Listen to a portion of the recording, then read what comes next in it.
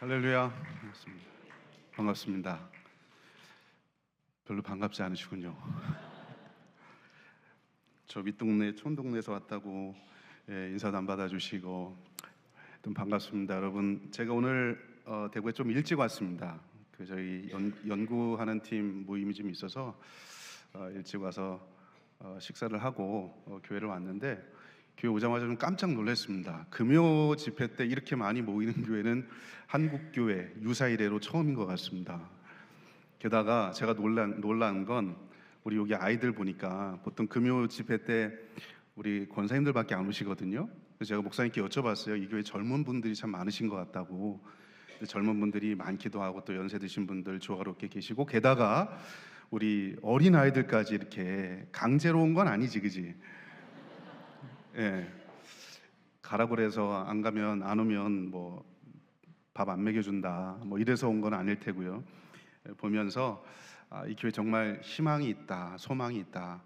하나님께서 이 교회를 통해서 다음 세대 그리고 이 대구 지역을 부흥시켜 주시리라 믿습니다. 여러분, 이거 정말 쉽지 않은 겁니다. 제가 오늘 강의 때도 말씀드리겠지만, 다음 세대의 아이들이 얼마나 영적으로 쉽지 않은 상황 가운데 살아가는지 이 말씀을 들으면 참 우리가 정말 깨어 있어야 되겠다 이런 생각이 많이 들 거예요. 그런데 이 학생들뿐만 아니라 여기 보니까 굉장히 많은 분들이 계시고, 또 저 위에도 보니까 청년들도 좀 계시고, 그래서 이렇게 우리가 다음 세대에 대해서 관심을 가지고 함께 모여서 기도하는 이런 모습이 정말 하나님께서 귀하게 여기시리라 생각합니다.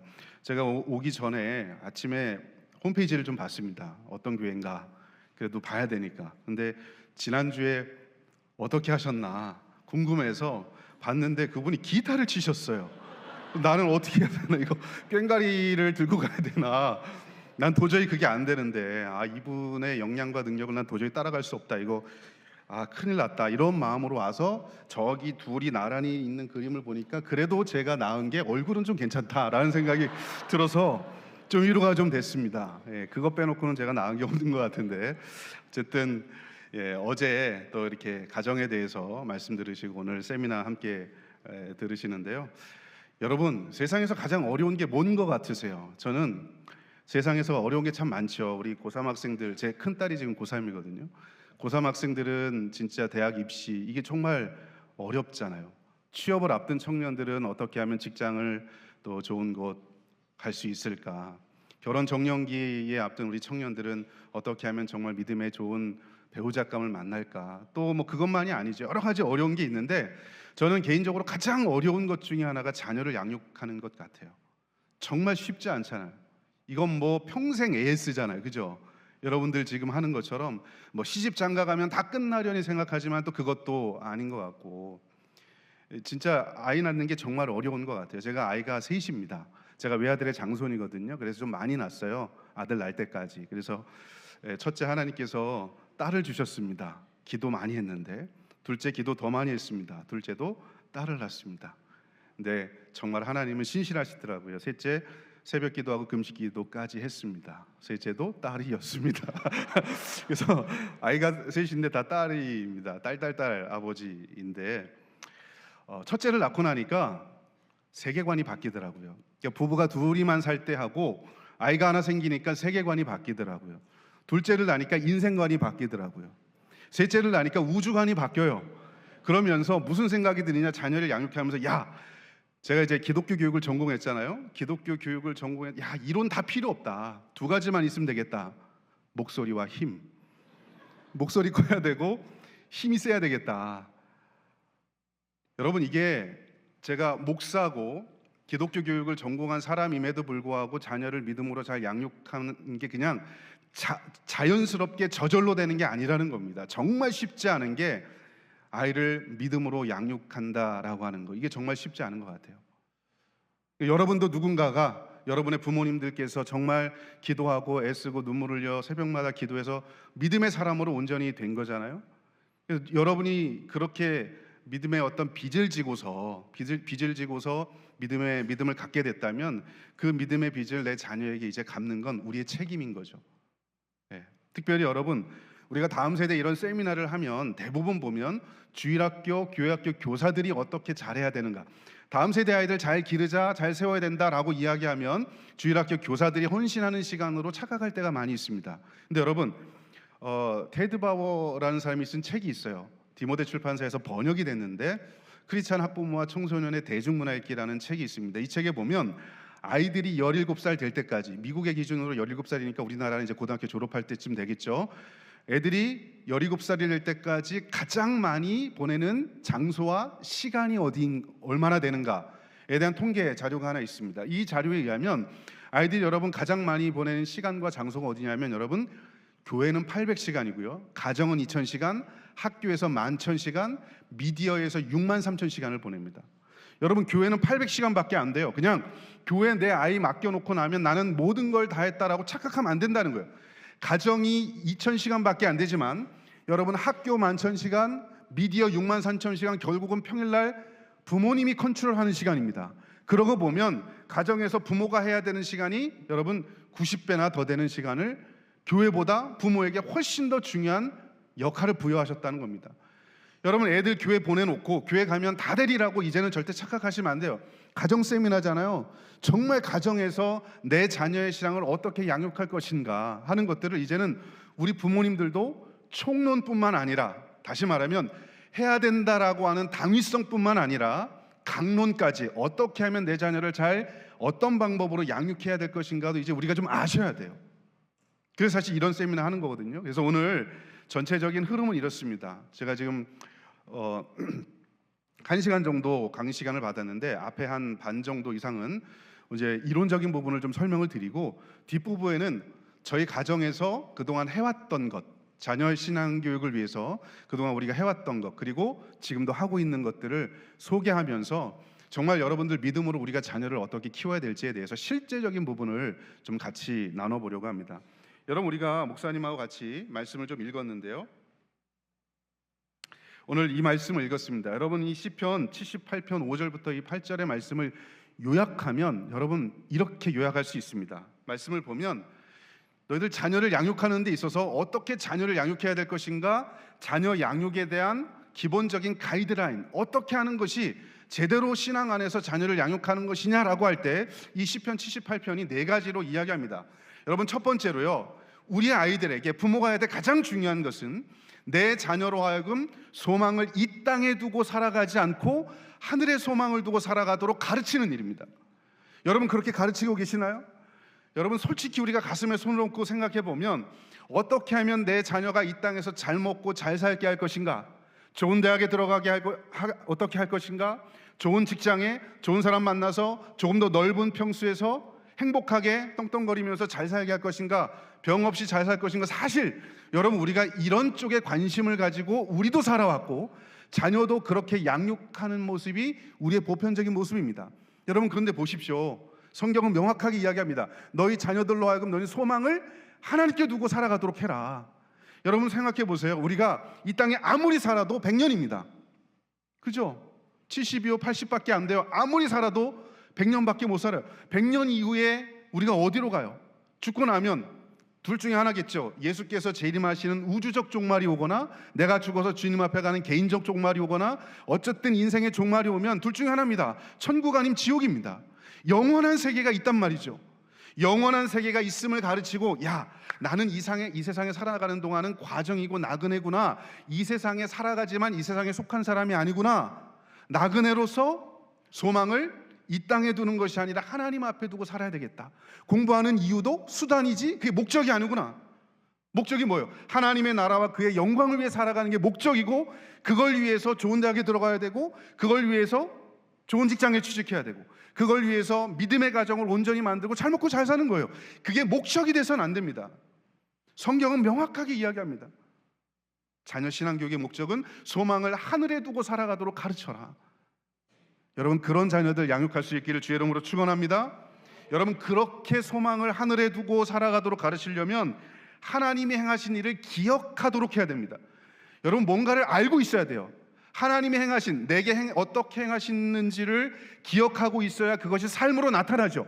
우리가 여러분 성경 암송을 왜 해요? 어렸을 때부터 성경 암송 아잖아요. 그죠? 성경 암송하는 이유가 있어요. 힘들고 어려울 때 제일 먼저 나오는 게 내가 어렸을 때 암송했던 성경 말씀이 생각나고 그 생각난 말씀대로 살아갈 것인지 이게 결정이 되는 거예요.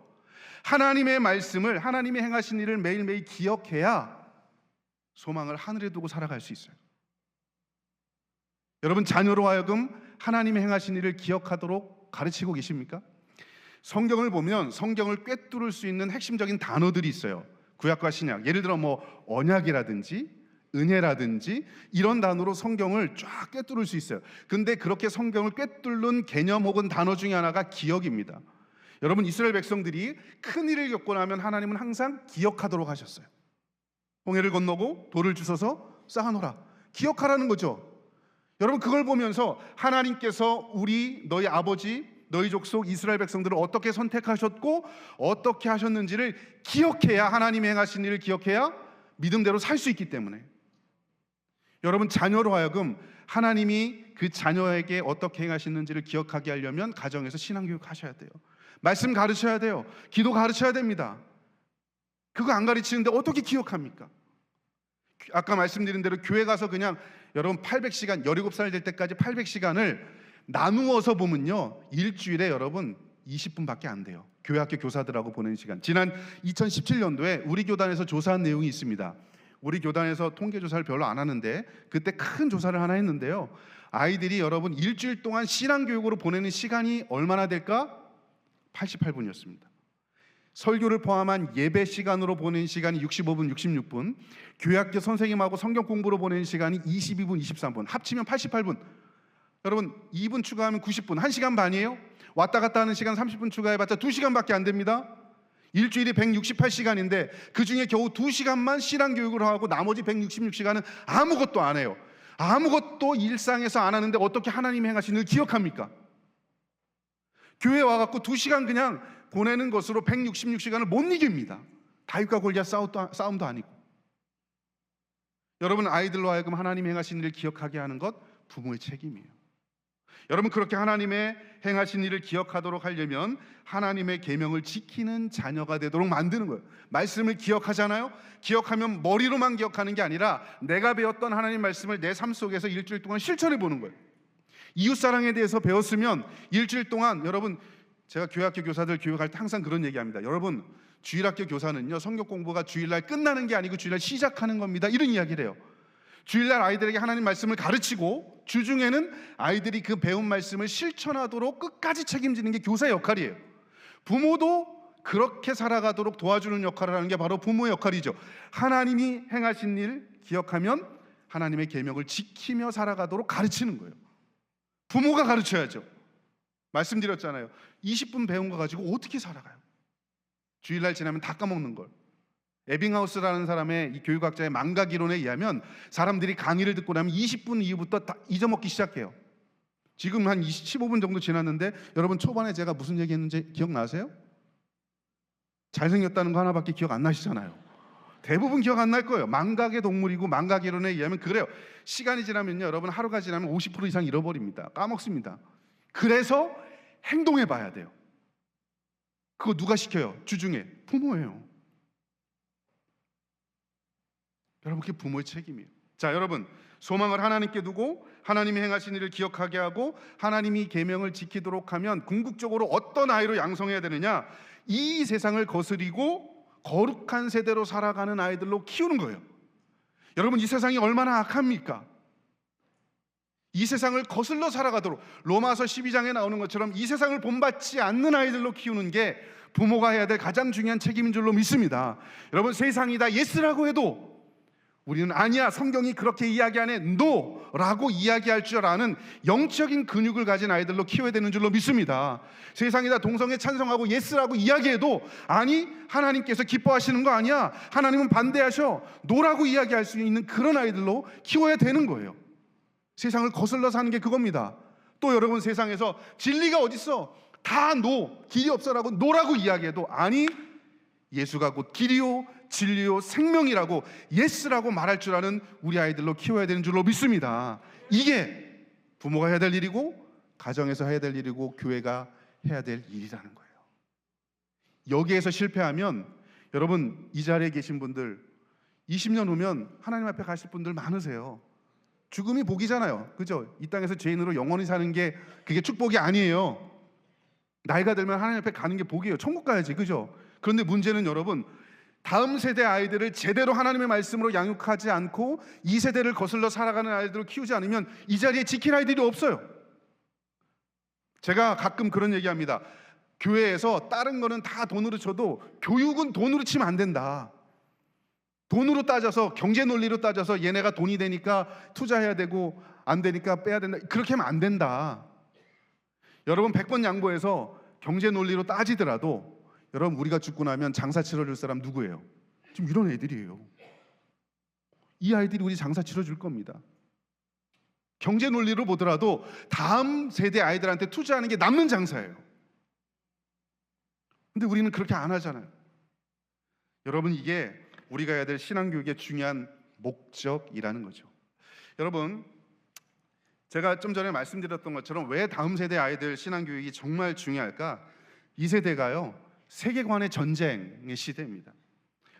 여러분 중학교를 제가 좀 이따 이제 또 슬라이드 하나 보여드리겠지만 중학교 졸업하고 고등학교 올라가면서 남는 애들이 10%밖에 안 됩니다. 다 떨어집니다. 대학에 가고 세상에 가면 거의 다 모든 아이들이 믿음에서 떨어져요. 왜 그런지 아십니까? 세계관의 전쟁에서 다 무너지기 때문에 그래요. 교회에서 고등학교 때까지는 온실 속의 화초처럼 그냥 주일날 와서 말씀만 듣고 귀로 듣고 귀로 한 귀로 흘려버리고, 그리고 나서 세상에 나가니까 세상에 얼마나 많이 여러분 말초신경을 자극하는 것들, 쾌락을 자극하는 것들, 본능에 여러분 끌릴 만한 것들, 즐거운 것들이 얼마나 많이 있습니까? 그런 것들에 다 넘어가요. 세계관이, 기독교 세계관이 제대로 정립되어 있지 않으니까 고등학교 졸업하고 세상에 나가면 여러분 세계관 전쟁에서 다 끝나버립니다. 게다가 여러분 지금 우리 사회에 가장 종교인이 많은 종교가 어떤 종교인지 아십니까? 무종교입니다. 종교 자체에 대해서 다음 세대 아이들이 관심이 없습니다. 갤럽에서 조사한 거하고 다른 기관에서 조사한 거 좀 다르긴 하지만 약 50%에서 55%에서 63% 정도 무종교인들이요 종교인들보다 훨씬 더 많습니다. 여러분 우리 아이들 학교 가면요 교회 너네 반에 몇 명 다니니라고 물어보세요. 별로 안 답니다. 제가 이제 기독교 교육과 교수기 때문에 우리 아이들을 이제 국가에서 주는 교사 자격증을 받으려면 교생을 나가야 되거든요. 학교 교생 나가면 제가 방문을 해요. 그러니까 애들한테 물어봅니다. 야 너희 반 아이들 전체 몇 명 되니? 그럼 요즘 애들이 한 26명밖에 안 됩니다. 한 반에. 그 중에 교회 다니는 애들 몇 명이니? 저 혼자예요. 아니면 저 말고 누구 얘 한두 명밖에 없어요. 여러분 이래요. 여러분 교회 다닐 때만 해도요 학교 다닐 때만 해도 어떻습니까? 교회 다니는 애들이 한 3분의 1? 그 이상? 막 그랬잖아요. 지금은요 애들이 없어요. 무종교의 시대입니다. 종교를 거추장스럽게 여기는 시대예요. 그러니까 여러분 우리 아이들도 교회는 갔다 오지만 세상에 나가서 학교에서 보내는 시간이 월화수목금 더 많은 시간 아이들 무종교, 비종교, 반기독교적인 가치관 속에 살아가는데 거기에 다 물들지 않겠습니까? 그래도 여러분 교회에 보낸 걸로 퉁치시겠습니까?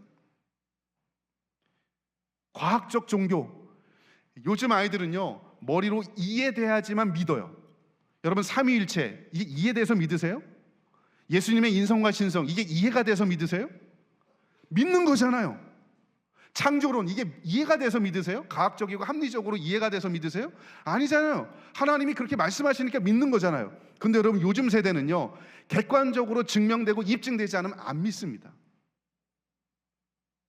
과학이라는 이름으로 종교도 과학으로 판단을 하려고 그래요. 그래서 과학적인 프레임 안에 검증되거나 객관적으로 논증되지 않으면 종교가 어딨어? 신이 어딨어? 하나님 안 믿어라고 믿는 교육의 풍토가 지금 오늘날 세상이에요. 이런 시대에 살아요. 여러분 교회에서 백날 창조론 배우고 가보세요. 세상에 나가면 교과서에서 진화론 가르치는데 다 넘어가는 거예요. 이게 아니다. 하나님이 말씀으로 창조하셨다. 좀 전에도 저희 동료들하고 그 얘기하다 왔어요. 이거 어떻게 가르쳐야 될까? 성혁명적인 사상. 여러분 지금 2022 교육과정, 2022 교육과정 개정이 되면서 조금 나아지긴 했지만 2015 교육과정이 개정되면서 그 안에 성혁명적인 내용이 얼마나 많이 들어가 있는지 몰라요. 동성애도 그렇죠. 다양한 어떤 정상적인 남자와 여자가 만나서 한 가정을 이룬다라고 하는 게 그것만이 가정이 아니다라고 가르치는 게 공교육에서 그런 얘기들도 합니다. 여러분, 그런 세상 속에서 살아가요. 결혼 전에 그냥 내가 마음에 들면 얼마든지 성관계 할 수 있다, 이런 세상 속에서 살아갑니다. 그런 분위기 속에서 아이들이 살아가요. 우리가 생각하는 것보다 훨씬 더 노골적인 그런 상황 가운데서 우리 아이들이 교육받고 살아간단 말이에요. 그런데 여러분, 그런 세상 속에서 살아가는데 훨씬 더 많은 시간을 보내는데 영적으로 제대로 무장시켜주지 않고 세상에 보내면 다 넘어진다는 거예요. 세계관의 충돌이죠. 물질 만능주의, 돈 많이 벌면 주일 안 지키는 직업도 상관없어요. 시험 잘 보려면 고3 안 나와도 돼요. 시험 기간 안 나와도 돼요. 고3 때 교회 나오면 선생님도 너 교회 나왔니? 여러분, 시험 기간이니까 더 교회 나와야 되는 거 아니에요? 고3이니까 더 교회 나와야 되는 거 아니에요? 왜요? 이 세상이 나그네니까. 우리의 목적은 하늘의 시민권이니까. 내가 지금 대학에 들어가는 게 아까 말씀드렸던 것처럼 그 나라와 그 영광을 위해서 사는 수단이잖아요. 근데 여러분, 물질 만능주의, 현세 중심 사상, 내세를 인정하지 않습니다. 천국과 지옥 인정하지 않아요. 그게 어디 있어? 그러니까 이 땅에서 잘 먹고 잘 살면 되지, 이런 생각을 가지고 살아가는 게 오늘날 우리 아이들이라는 것이죠. 이런 기본적인 문화적인 풍토에다가 여러분, 몇 년 전에 코로나가 왔잖아요. 그런 흐름 속에서 그것만으로도 다음 세대를 감당하기 어려운데 코로나가 오고 나서 훨씬 더 신앙교육이 어려워졌습니다. 여러분 보세요. 대구가 더 심했죠. 그죠? 보세요. 코로나가 오면서 모든 영역의 사회적 거리두기가 됐습니다. 교회와 거리두기, 목사님과 거리두기, 선생님과 거리두기, 친구와 거리두기, 다 학교와 거리두기, 모든 영역의 사회적 거리두기. 그래서 교회 못 가였어요. 근데 여러분, 유독 다 거리두기인데 유독 딱 두 군데만 거리 좁히기가 됐는데, 그게 어디냐? 부모와 거리 좁히기, 미디어와 거리 좁히기예요. 그잖아요. 24시간 부모랑 있었잖아요. 저희 가정에 약간 애가 셋이라 했잖아요. 코로나 심했을 때 2020년, 21년, 그죠? 애들 막 학교 제대로 못 갔잖아요. 애가 셋이니까 3명 다 한 날에 학교 간 날이 아무도 없어요. 엄마 입장에서는 하나가 있으나 둘이 있으나 셋이 있으나 점심하는 거 똑같아. 내가 왜 애를 그렇게 많이 낳았을까 뭐 싶은 마음이 들 정도로, 그죠? 네. 쉽지 않아요. 그러니까 부모와 거리 좁히기, 그리고 모든 것들을 뭐로 했어요? 미디어로 했잖아요. 신앙교육도 미디어로, 학교도 미디어로, 교재도 미디어로, 학원도 미디어로. 근데 여러분, 아이러니한 게 뭔지 아십니까? 한국 교회가 다음 세대를 위해서 제일 준비가 안 된 두 가지를 꼽으라면 부모님이 자녀 신앙 교육하는 거, 미디어를 활용해서 다음 세대 교육하는 거. 미디어 쓰지 말라고만 이야기했지 이걸 어떻게 써서 다음 세대 아이들을 가르칠까? 교회 오면 핸드폰 쓰지 말라고만 이야기해요. 물론 예배 때는 쓰지 말아야 되죠. 그런데 여러분, 핸드폰 주중에 다음 세대 아이들 신앙 교육을 위해서 아주 좋은 도구예요. 네, 로봇도 그렇고요. 제가 요즘 연구하는 게 저는 교육 방법을 연구했기 때문에 로봇이라든지 게이미피케이션이라든지 뭐 이런 것들 있잖아요. 피지컬 컴퓨팅, 이거 청소년들 다 알 거예요. 코딩 이런 거 연구해서 기독교 교육이 어떻게 쓸 것인가 계속 연구하고 있는 사람입니다. 여러분, 이런 거 활용해야 되는데 교회 오면 무조건 쓰지 말라 그래. 근데 여러분, 코로나19 때문에 부모와 거리 좁히기, 미디어와 거리 좁히기인데 한국 교회가 제일 준비가 안 됐어요. 그러니까 여러분, 다음 세대 신앙 교육은 거의 제로가 된 거예요. 사회적인, 아까 보여드렸던 사회적인 이 분위기도 세계관의 충돌로 아이들 떠나가는데 그나마 있었던 가능성조차 코로나19 때문에 무너져 버렸어요. 여러분, 부모가 정말 왜 중요한가? 제가 이따 주일학교 운동에 대한 얘기도 간단하게 하겠지만 여러분, 부모가 중요한 이유가 있습니다. 우리나라의 어른들을 조사했어요. 여러분, 언제 예수 믿고 구원받아서, 언제부터 예수 믿고 구원받아서 지금 성인이 돼서 교회 나오십니까? 라고 물었더니 87% 정도 이상이 저는요, 청소년기 이전에 교회를 다니기 시작해서 성인이 돼서도 지금 나오고 있습니다. 조금 거짓말 더 못하면 90% 가까이가 저는 청소년기 혹은 청년기 이전에 예수 믿기 시작해서 성인이 돼서도 지금 교회 나오고 있습니다 라고 90%가 이야기한 거예요. 뒤집어 이야기하면 10%만 성인기 때 전도받고 나온 사람들이라는 거예요. 여러분, 90% 가까이가 청소년기 혹은 청년기 이전에 예수 믿고 교회 다니는 사람이 지금도 여러분이라는 거예요. 그럼 여러분, 청소년기와 청년기 그 시기가 어떤 시기냐? 아이들이 가장 많은 상호작용을 누구랑 해요? 부모예요, 부모. 교회에서는 교회학교 교사지만 더 많은 상호작용, 영향을 받는 대상이 누구냐? 부모예요. 그 말은 뭘까요? 부모가 영적으로 깨어있고 내가 제대로 신앙교육을 하면, 이 아이가 고등학교 졸업하기 전까지 그렇게 하면 성인이 돼서도 교회 다녀요. 그런데 내가 이런저런 이유로 교회 보내면 다 되겠지, 나는 지금 바쁘니까 지가 알아서 하겠지, 이런저런 이유로 자녀 신앙교육을 교회만 맡기고 내가 하지 않으면, 여러분 다음 세대 아이들 90%는 교회를 떠난다는 거예요. 여러분 겨우 요즘 세대 아이들 겨우 10%만 어른이 돼서 교회 나온다는 거예요. 그것도 여러분 영국은요 5%예요. 성인이 돼서 교회 나오는 비율이 5%예요. 우리나라는 그거보다 5%가 더 높아서 10%예요. 왜 그런가 생각해 봤더니 우리나라는요 성인 전도를 엄청 많이 하잖아요. 그죠? 성인 전도를 그렇게 많이 해도 10%밖에 안 돼요. 나머지 90%는 어렸을 때부터 다니는 거예요. 우리나라는 성인 전도할 때 그냥 전도하지 않아요. 전도 폭발 훈련을 받아서 폭탄을 막 던져. 전도 받은 사람이 가만히 있다가 죽나 폭탄 맞고 죽나 어차피 죽는 거 마찬가지니까 교회 가서 죽자.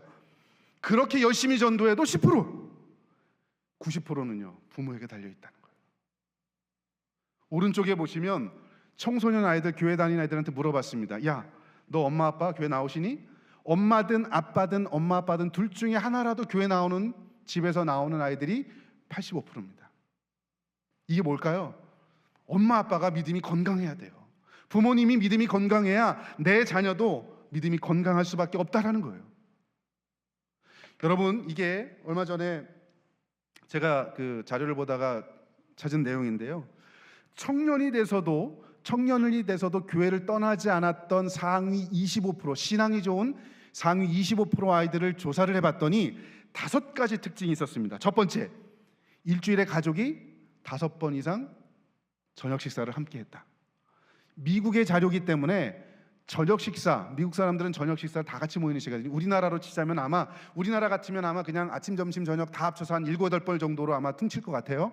어쨌든 저녁 식사를 가정에서 한 5번 정도 일주일에 같이 했던 아이들은 고등학교를 졸업하고 청년이 돼서도 믿음을 떠나지 않았습니다. 두 번째, 가족이 함께 사역 현장에서 섬기는 경험을 해봤던 아이들, 자라면서 가족과 엄마 아빠랑 함께 어딘가에 봉사활동이라도 해봤던 아이들은요 청년기가 돼서도 신앙을 떠나지 않았답니다. 세 번째, 주중에 가정에서 신앙교육으로 뭐라도 해보면서 자랐던 아이들은 청년이 돼서도 신앙을 떠나지 않았대요. 네 번째, 자녀가 사역 현장에서 책임 맡아본 경험이 있었던 아이, 예를 들어 중등부나 고등부, 유초등부에서 찬양팀을 하거나 회장을 하거나 무슨 부장을 하거나 하다못해 줄반장이라도 했던 아이들, 책임 맡아본 아이들, 교회 사역에서 책임 맡아본 아이들은요 청년이 돼서도 신앙을 안 떠났답니다. 다섯 번째, 부모 이외에 1명 이상의 신앙의 멘토가 있었던 아이들, 예를 들어 그 멘토가 사역자든지 교회학교 교사든지 권사님이든지 장로님이든지 하여튼 누구든지 부모 이외에 1명 이상의 신앙의 멘토가 있었던 아이들은 고등학교를 졸업하고 청년이 돼서도 신앙을 떠나지 않았답니다. 여러분 이 중에 빨갛게 제가 표시해 놓은 앞에 있는 3가지가 가정 요인이에요. 뒤에 있는 2가지가 교회 요인입니다.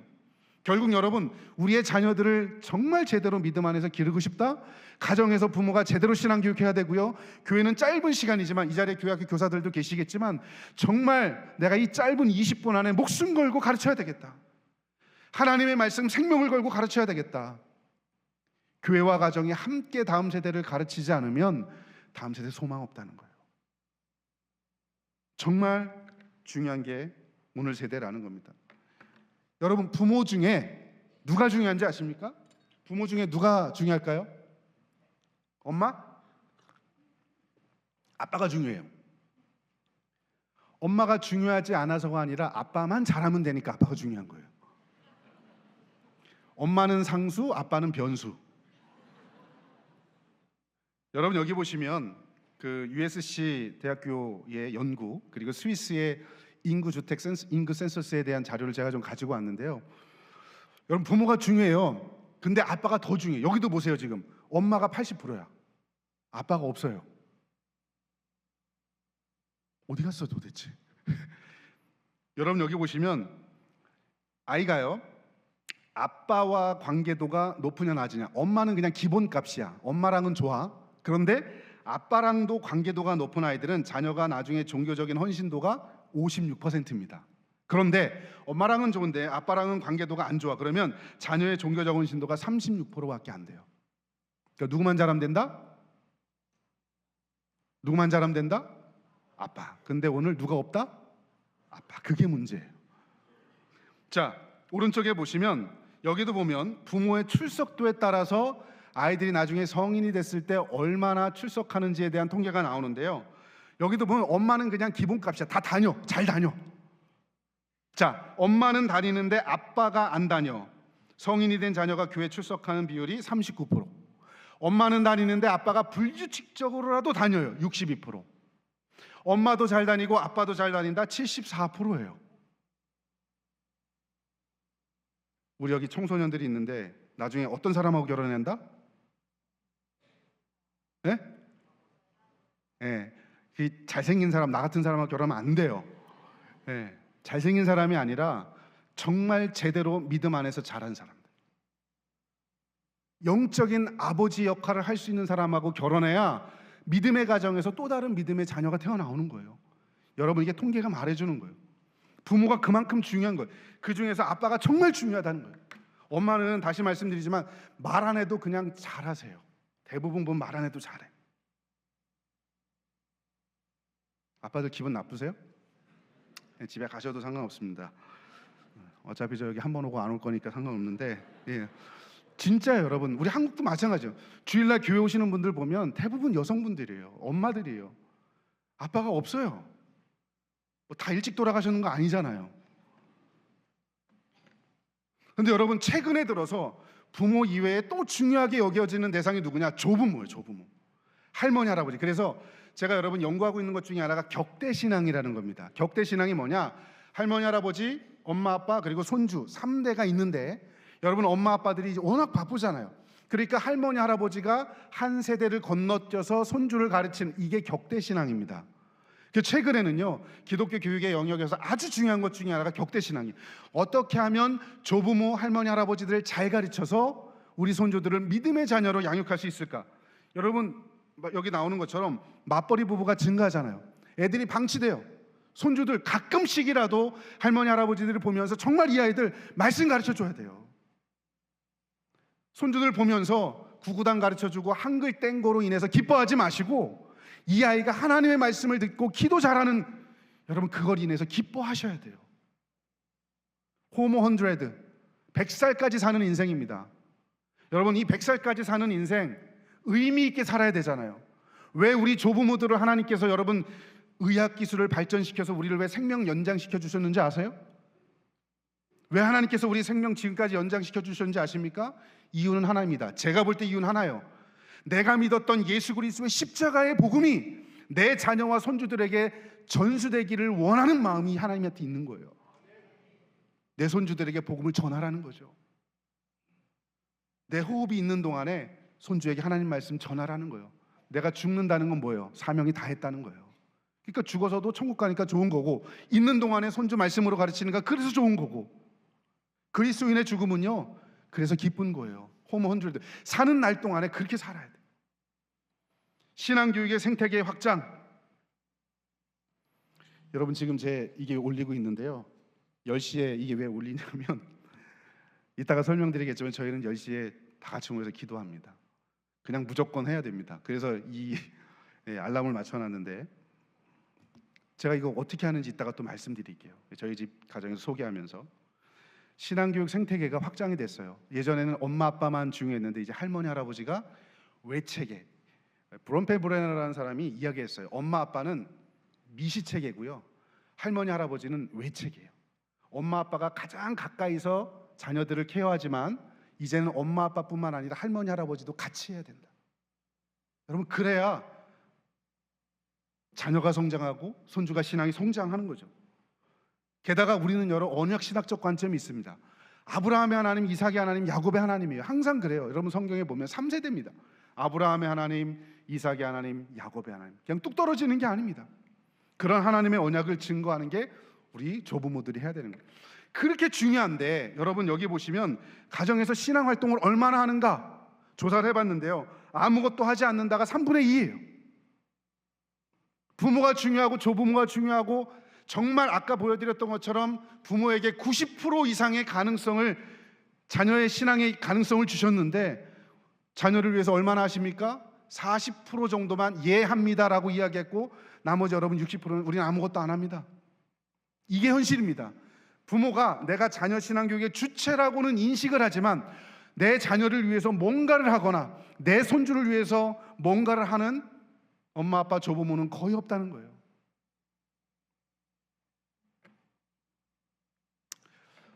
여러분, 이게 우리 아이들의 신앙인데요, 여기 보시면 동그라미가 큰 게 3개가 있을 거예요. 여러분, 아이들이요 처음 신앙을 시작하면 맨 밑에 있는 그런 사람이 돼요. 사람이 어떻게 구성이 되어 있냐면 지정의 이렇게 구성이 되어 있습니다. 신앙이란 그런 거예요. 알고 느끼고 행동하는 거. 하나님 말씀을 들었으면 열정이 있어야 되고 열정이 있으면 행동으로 옮겨야 그게 전인적인 신앙, 그게 온전한 신앙이에요. 그런데 어른 중에도 예수를 처음 믿거나 아니면 자연적인 인간 발달 단계상 우리 아이가 어리거나 그러면 맨 밑에 있는 원과 같이 가운데 여러분 잘 보시면 3개의 동그라미가 접촉점이 있습니까? 없습니까? 없죠? 예. 애들이요 어렸을 때는요 말씀 제대로 안 배우면, 그리고 애들이 어르면 내가 들은 대로 열정 생기지 않아요. 들었다고 바로 열정이 생기지 않아요. 열정이 조금 생겼다고 그게 삶 속에서 내가 실천하거나 손발 움직이지 않아요. 그죠? 이게 우리 아이들이에요. 그런데 신앙교육을 받다 보면 중간 단계의 수준의 아이가 됩니다. 중간에 보면 100%는 아니지만 그래도 지정의가 중간에 좀 겹치는 부분이 있죠. 그죠? 이게 신앙의 본질이에요. 본질. 네. 아는 만큼은 아니지만 그래도 열정 가지려고 노력하고 열정이 있는 만큼은 아니지만 그래도 살아내려고 애쓰는, 이게 여러분 중간 단계의 신앙인이에요. 그러다가 신앙을 오래 생활하고 교회에서도 배우고 가정에서도 부모님한테 열심히 신앙교육을 받으면 저 위에 있는 아이처럼 되는 거예요. 아주 100% 지정의가 통합되진 않지만 그래도 내가 아는 만큼 열정, 뜨거움이 굉장히 많이 생기고 뜨거움이 생긴 만큼 살아내려고 애써요. 근데 여러분, 신앙이요 저 맨 위에 있는 그 상태로 한번 올라갔다고 해서 거기에 고정되는 게 아니에요. 말씀대로 살면 그게 유지가 되지만 말씀대로 살지 못하면 그 아랫 단계로 내려와요. 거기서도 또 떨어지면 그 아랫 단계로 내려오고, 우리의 신앙도 어른도 마찬가지예요. 내가 지금 맨 위에 그래서 맨 위에 있는 단계가 성경에서 보면 성령 충만이라고 이야기하는 거예요. 여러분, 성령 충만이 무슨 성령책 옆에 끼고 기도원 가서 할렐루야, 이게 성령 충만이 아닙니다. 성경에서 말하는 성령 충만은 아는 대로 느끼고 느낀 대로 살아내는 것, 하나님 말씀 듣고 열정을 가지고 살아내는 게 성령 충만한 사람이에요. 근데 여러분, 이건 그냥 되는 게 아니라 또 한 번 됐다고 고정되는 게 아니라 지속적으로 하나님의 말씀을 들어야지만 되는 거예요. 여러분의 자녀가 저 맨 위에 있는 원과 같은 아이로 여러분이 그렇게 키우고 싶으시면 누군가 지속적으로 하나님의 말씀을 가르쳐야 돼요. 누가? 교회 밀어놓고 나고 교회 주일날 손잡고 와서 너는 교회 학교 가서 예배 드려, 나는 교회 가서 어른 대예배 드릴게. 여러분, 이거 갖고 되는 게 아니에요. 가정에서 부모가 기도하면서 정말 뭔가를 가르치고 애써야 이런 아이가 되는 거예요.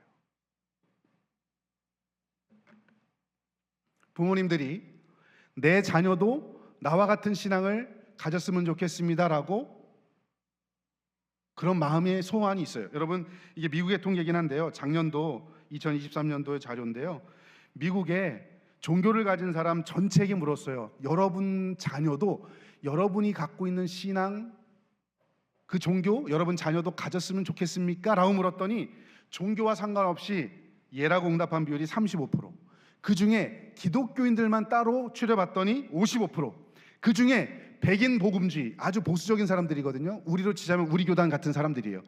보수적인 사람들을 나의 아이들도 나와 같은 종교를 가졌으면 좋겠습니다라고 응답한 비율이 70%예요. 근데 아마 한국도 조사해보면 미국보다 높았으면 높았지 낮진 않을 거예요. 여러분, 여러분의 자녀 손주들 중에 얘네들도 기독교 신앙 가졌으면 좋겠습니다라고 대부분 믿잖아요. 그런 생각하잖아요. 여러분 중에 혹시 내 자녀는 이슬람 했으면 좋겠어요? 있으세요? 불교로 갔으면 좋겠어요? 없어요. 우리는 훨씬 더 많은, 아마 99%, 100% 이상 그런 마음이 있을 겁니다. 그런데 여러분 현실이 왜 그런지 아십니까? 이거 제가 말씀드렸죠. 유초등부가 100명 나오면 중고등부 올라가면서 90명, 50명, 그리고 청년부 올라갈 때 10명 남아요. 그러니까 유초등부에서 청년부 요 사이가 여러분 90%가 떨어지고 10%가 남는 거예요. 왜 그럴까? 저는 부모가 제대로 신앙교육 하지 않아서 그래요. 정말 부모가 하나님 말씀 가르쳐야죠. 여러분, 우리가 아까 제가 처음에 말씀드렸던 것처럼 착각하지 말아야 될 게 뭐냐면 교회를 보내놓으면 다 해결되겠지라고 절대로 착각하시면 안 돼요. 왜 이런 관념들이 우리에게 생겼냐면 역사를 살펴보면 명확히 등장합니다. 여러분, 1700년대 중반에 영국의 산업혁명이 일어납니다. 1700년대에 산업혁명이 일어나는데 원래 영국이요 농경사회였어요. 농경사회의 핵심은 뭐냐면 3세대가 함께 살아요. 그죠? 할머니, 할아버지, 어머니, 아버지, 손주가 함께 살면서 밥도 같이 해 먹고 낮에 일도 같이 하고 주일이 되면 영국, 그죠? 국교가 기독교니까 주일날 교회도 같이 가고 신앙생활이 그냥 3세대가 자연스럽게 함께 이루어졌어요. 그런데 산업혁명이 일어나면서 공장이 세워지기 시작하네요. 그러니까 사람들이 공장으로 몰려가죠. 몰려가니까 도시가 생기죠. 그러면서 여러분 엄마 아빠들이 다 낮 시간에 공장 가서 일하니까 애들이 방치가 돼요. 학교도 못 가고 게다가 애들도 여러분 작년인가요? 그 벌거벗은 세계사를 보시면 산업혁명을 다뤘던 내용인데 여러분 산업혁명기에 아이들이 죽었던 이유 중에 꽤 높은 비율 이유 중에 그 뭐가 있냐면 애들이요 굴뚝 닦다가 죽은 애들이 꽤 많습니다. 공장이 많이 세워지니까 연기가 많이 나잖아요.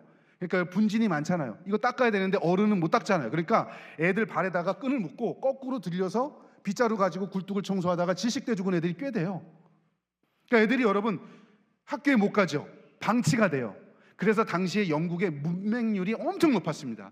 자기네 나라 글 모르고 수 모르는 거. 레익스라는 사람이 그 모습을 보다가 얘네들 방치하면 안 되겠다. 그래서 주중에 이 아이들 데려다가 읽기, 쓰기, 말하기, 수학 이런 거 가르치다가 주일날 이 아이들 데려다가 예배를 드리기 시작한 게 주일학교 운동의 시작이었어요. 그러니까 여러분 주일학교 운동은 교회가 원래부터 잘했는데 가정이 원래부터 잘했는데 교회도 더 잘해보자 그래서 생긴 게 아니고 가정에서 못하니까 교회라도 하자 그래서 생긴 게 주일학교 운동이에요. 성경과 역사는요 부모에게 가정에게 주 책임을 맡겨주셨어요. 그런데 우리는 여러분 주일학교 운동 일어나고 나서 어떤 일이 벌어지느냐 그 이후에 교회 대붕 운동이 일어납니다. 그러니까 여러분 성도들이 어른들이 막 교회로 몰려오죠. 어른들이 몰려오니까 애들도 엄마 아빠랑 같이 오죠. 엄마 아빠 예배 드릴 때 애들은 교회 학교 오죠. 애들이 너무나 많아지니까 그때부터 학년별로 가르치기 시작했어요. 1학년 애들 따로, 2학년 애들 따로, 중학생 따로, 고등학생 따로. 그래서 학교식 교육으로 해보자. 그래서 주일 학교가 된 거예요. 학교식 교육으로 하다 보니까 1학년에게 맞는 공과가 필요하고 2학년 공과, 3학년 중학교 공과가 필요하죠. 그래서 나온 게 계단 공과예요. 원래는 그냥 통으로 배우는 거예요. 설교도 다 같이 통으로 듣고 예배도 다 같이 했는데 여러분 그런데 그렇게 가정에서 부모가 못하니까 교회라도 해보자라고 해서 시작이 됐는데 지금은 어떻게 바뀌었느냐? 부모는 아예 책임을 쏙 빼고 교회가 다 알아서 해주는 것처럼 착각하게 만든 거죠. 성경과 역사는 절대로 그렇게 이야기하지 않아요. 여러분 그래서 이제는요 부모가 정말 중요한 신앙교육적 책임이 있다라고 하는 이 관점 하에 자 그러면 다음 세대 아이들을 위해서 교회가 해야 될 일이 뭘까? 첫 번째 자 조금 빨리 진행하도록 하겠습니다. 여러분 첫 번째로요 이제는 교회가 다음 세대 친화적인 제가 지금 교회가 해야 될 일과 부모가 해야 될 일을 조금 나눠서 설명을 드릴 겁니다. 먼저 교회가 해야 될 일 첫 번째 일이 바로 이겁니다. 이제는요 부모 발달 단계에 따라서 구역 편성이나 교구 편성 다음 세대 친화적인 구역 편성을 좀 해서 다음 세대 아이들을 신앙교육할 필요가 있습니다. 이게 무슨 얘기냐? 여러분 지금 우리 한국교회가 그동안 우리 한국교회가 선교 이후로 가장 잘 됐던 것 중에 하나가 구역예배라는 거예요. 새벽 예배와 구역 예배가 있는데 여러분 구역 예배 한국에서의 구역 예배의 가장 큰 특징은 뭐냐면 지역 단위로 돼 있다는 거예요. 그죠? 같은 동네에 있는 사람들끼리 묶어져. 근데 그 구역 안에는 자녀를 이미 출가시킨 권사님도 있고, 사춘기에 자녀를 둔 집사님도 있고, 갓 결혼한 신혼부부도 있고, 유치원에 다니는 부부도 있고, 그죠? 그러다 보니까 기존의 구역 조직으로는, 기존에 나오는 성인들을 위한 신앙교육으로는 최고예요. 그런데 그 안에서 다음 세대 아이들을 어떻게 가르칠 것인가라는 주제를 놓고 가르치기는 거의 못합니다. 왜요? 이미 자녀를 출가한 사람들은 관심이 없어요. 그죠? 자녀가 청소년기에 자녀를 둔 부모들은요, 이 유치동부 아이들, 얘네 자녀들 별로 관심이 없어요. 그러니까 기존의 구역 조직은 지금 나오는 성인들을 대상으로는 좋은데, 자녀들을 어떻게 신앙교육할 것인가에 대해서는 사실은 별로 좋지 않아요. 그래서 저는 이제는요, 우리 한국교회가 부모 발달 단계에 따라서 구역이나 교구 편성을 새롭게 해야 된다고 생각해요. 쉽게 말하면 이런 겁니다. 비슷한 연령대의 자녀를 둔 부모들끼리 구역이나 교구를 편성해 주는 거예요. 그러면 그렇게 해서 부모들이 모이면 기존의 구역 조직이 하던 성인 자신들을 위한 신앙교육 플러스 비슷한 연령대의 자녀를 두고 있기 때문에 그 안에서 자녀를 우리가 어떻게 키울 것인가, 자녀 양육과 관련된 신앙교육적인 논의가 얼마든지 일어날 수 있어요. 여러분, 만약에 할 수 있으면, 교회가 할 수 있으면 이렇게 아예 시스템 자체를 이제는 좀 바꿔서 해야 될 필요가 있습니다. 그렇다고 해서 기존의 구역 조직, 기존의 구역이 하던 역할을 완전히 없애자는 게 아니잖아요. 그죠? 다음 세대 친화적으로 조금 더 해보자. 이게 여러분 그냥 나온 게 아니고요. 갈린스키라는 사람의 이론에서 제가 조금 수정한 건데요, 6단계로 나눴어요. 키워드가 다 달라요. 예를 들어서 여러분 2세에서 5세 권위 형성기 때는요, 훈계, 권위, 부모가 권위를 가지고 훈계하는 게 키워드입니다. 근데 여러분 청소년기는요, 상호 의존기예요. 청소년기는 수평적 우정의 단계예요. 근데 부모들이 이런 교육을 못 받으면 어떻게 되느냐, 청소년기 자녀를 둔 부모를 초등학생이라고 생각하고 여전히 권위를 가지고 훈계만 하려고 그래요. 그죠? 그러니까 청소년기 때 가장 많이 부모와 자녀가 갈등이 일어나는 시기가 청소년기예요.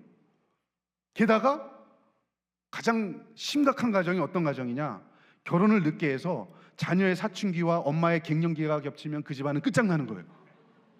누가 제일 끝장날까요? 아빠가. 제가 지금 겪고 있습니다. 주여 할렐루야. 예, 쉽지 않아요. 어쨌든 여러분 중요한 건, 그래서 부모 발달 단계에 따라서 이제는 교구 편성을 좀 했으면 좋겠다. 이게 어려우면 중간 과도적인 단계로 여러분 부서에서 학부모 모임을 이런 식으로 조직을 하시면 돼요. 엄마들 모여서 엄마 커피 브레이크 타임을 만들어주는 거예요. 한 달에 한 번, 그것도 좀 길다 그러면 분기에 한 번이라도. 예를 들어 우리가 유년부다, 유년부 부모들끼리 모여서 한 달에 한 번 교회 와서 커피 한 잔 마시면 돼요. 그냥 거창하게 무슨 뭐 우리 구역 예배하자 이것보다 커피 브레이크, 엄마들이 와서 차 마시면서 자녀 양육과 관련돼서 같이 얘기도 나누고, 그래서 같이 기도도 하고. 그럼 여러분 얼마나 위로가 되는지 몰라요. 네. 그렇게 하다 잘 되면 한 주에 한 번씩 모여서 같이 엄마들 커피 브레이크 부서별로 하시면 돼요. 그게 여러분 자녀 신앙 교육하는데 교회가 해줘야 될 아주 중요한 사명 중에 하나입니다. 엄마들은 이게 되는 게, 제가 보니까 아줌마들은 뭐 대구는 어떤지 모르겠지만 제가 일산에 사는데, 아줌마들이 애들 학교 보내고 나서 10시부터 1시까지 커피숍에 모여서 그렇게 이야기들을 많이 하시더라고요. 3시간. 그리고 헤어질 때 중요한 얘기 내일 또 하고, 그 얘기를 3년 6개월 동안 계속 하시는 거예요. 네. 엄마들은 어차피 모여.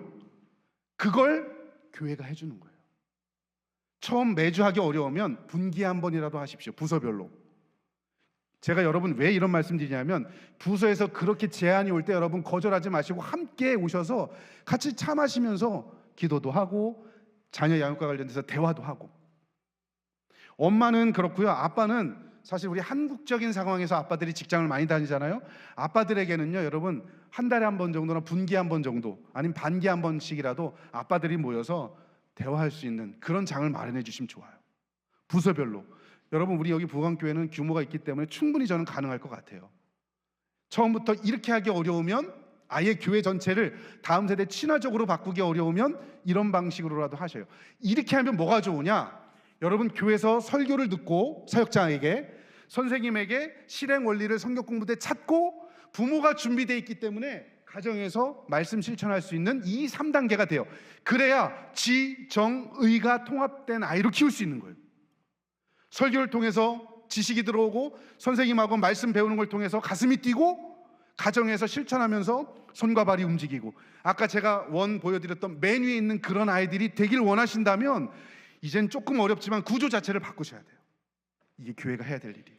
교회가 이렇게 하자고 할 때 거절하지 마시고, 아, 이게 정말 필요한가 보다 수긍하시고 따라가셔야 돼요. 자, 그러면 부모가 해야 될 일에 대해서 제가 말씀을 드리겠습니다. 16분인데요 1시간 하기로 했는데 뒤에서 목사님이 아까 교수님 조금 더 하셔도 돼요, 했으니까 저 가고 나서 그 목사님 욕하시면 되고요. 제가 10시 30분까지만 하겠습니다. 목사님 그렇게 조금만 더 하겠습니다. 부목사님 제 이름 모르겠는데 하여튼 그 목사님 말씀하셨어요. 자, 이제 부모가 할 수 있는 것들인데, 여기 있는 것들은 한 10몇 가지 되는 것들은 제가 가정에서 전부 다 해봤거나 아니면 지금도 하고 있는 내용들입니다. 여러분, 가정 예배는 무조건 하셔야 됩니다. 가정 예배 무조건 하세요. 저희 가정도, 이게 저희 가정에서 하고 있는 지금 가정 예배 순서인데요. 여러분, 가정 예배가 우리가 중요하다고 많이 들었고 해야 된다는 건 알지만 잘 안 되고 지속 가능하지 않은 이유가 있어요. 왜냐하면 가정 예배를 교수자 중심으로 하기 때문에 그래요. 인도자 중심으로. 엄마 아빠가 인도 다 하고 엄마 아빠가 설교하고 애들은 가만히 앉아서 멀뚱멀뚱 듣기만 하고, 이런 구조가 아니고, 여러분, 교회에서 드리는 예배는 인도자 중심으로 가야 돼요. 예전적 차원이 있기 때문에. 그런데 가정 예배는, 가정 신앙 교육은요, 학습자 중심으로 가야 됩니다. 쉽게 이야기하면 아이들이 그 교육 활동에 참여할 수 있도록 해야 돼요. 이게 지금 저희 가정에서 드린 예배 순서인데요. 찬양하고 성경 읽고 간단하게 제가 성경 부분을 설명해줘요. 그리고 나서 이 화살표 있는 거 있죠. 아이들이 참여할 수 있는 교육 활동을 해요. 예를 들어 목사님 설교를 가지고 한다 그러면, 예를 들어 주보에 그게 있나 모르겠는데요, 가장 제일 좋은 건 목사님 설교를 가지고 하는 게 제일 좋아요. 주일날 목사님께서 하신 설교를 가지고 여러분들이 가정 예배를 드리실 때 아이들에게 어떤 말씀이 있는지 간단하게 설명해 주고서 저희들은 이런 걸 합니다. 예를 들어서 이게 마인드맵인데요, 감사에 대해서 배웠다 그러면 전지 하나를 막 펼쳐주고서, 야, 성경 말씀 이렇게 감사에 대해서 목사님 말씀하셨고 이렇게 살아야 된다고 했는데, 그러면 이번 한 주일 동안 너의 삶 속에서 실천할 수 있는 감사가 뭔지 한번 적어보자, 그림 그려보자, 해보자. 그래서 전지 펴고, 전지가 없으면 여러분 좀 큰 도화지 있잖아요, 그거 펴고 매직펜 갖다 주고서 자기들이 이렇게 그리도록 하는 거예요. 그럼 자기들 현실에서 할 수 있는 걸 쓰겠죠. 말로 할 수 있는 거, 생각으로 할 수 있는 거, 행동으로 할 수 있는 거, 뭐 행동으로 할 수 있는 것 중에 또 감사노트 작성하기, 단톡방 만들기, SNS 하기, 이렇게 해서 여러분 자기들이 적어요. 이렇게 적으면 9가지 나오잖아요. 다 할 수 없으니까 애들한테 스티커 하나 3개씩 줘요. 1인당. 야, 너희들이 일주일 동안 할 수 있는 거 투표해보자. 그 중에서 제일 많이 스티커가 붙은 거 하나만 딱 떼서 이번 한 주일은 이것만 한다. 여러분, 이러면 아이들이 참여할 수 있는 방식으로 가정 예배가 되는 거예요. 예를 들어서 뭐 감사 성경 구절 암송하기, 이게 제일 많이 나왔다. 그러면 여러분, 가정 예배를 드리면서 부모가 말로 애들 참여하지 않고 이번 한 주일 동안 가정 감사와 관련된 성경 구절 무조건 너 암송해 라고 말하는 것과 애들이 직접 참여해서 자기들이 결정한 것과 어떤 게 더 실천 가능성이 높을까요? 후자입니다. 똑같은 답이어도 진짜 정답은 후자예요. 왜요? 내가 참여했기 때문에. 여러분, 이런 방식으로 하시는 게 좋습니다. 두 번째, 여러분, 이거 지금 제가 안식년 기간이기 때문에 지금은 안 하고 있는데요, 제 집이 일산인데 학교가 서울이에요. 아침에 가려면 일찍 학교에 출근을 합니다. 5시에 일어나서 5시 한 40분쯤에 출근을 해요. 그럼 학교 가면 한 6시쯤 되거든요. 차가 막혀서 일찍 가야 돼요. 그럼 6시 반, 7시부터 9시 수업 전까지 제가 그 사이에 제일 먼저 하는 게 뭐냐면, 우리 집 가족 단톡방에 교리 하나씩 올려줘요. 소일의 문답 책을 하나 사서 그대로 적어요. 문답을 그대로 적고 가족 단톡방에, 그리고 거기에 대해서 제가 느낀 점을 해석, 적용, 기도, 저는 3가지를 나누는데 여러분 그렇게 하실 필요 없어요. 그냥 예를 들어 제 1번, 사람의 제일 되는 목적은 무엇입니까? 답, 하나님을 영화롭게 하고 그를 영원토록 즐거워하는 것입니다. 그리고 내가 느낀 점, 여러분이 느낀 점을 한 서너 줄 쓰세요. 그리고서 가족 단톡방에 아침에 올려주세요. 그러면 여러분 한번 보세요. 애들이 제일 먼저 아침에 일어나서 하는 게 뭐예요? 어떤 일을 해요? 우리 애는 일어나서 통성기도 먼저 합니다. 이런 애 있어요? 없죠? 대부분 아침에 일어나서 뭐예요? 핸드폰 봐요.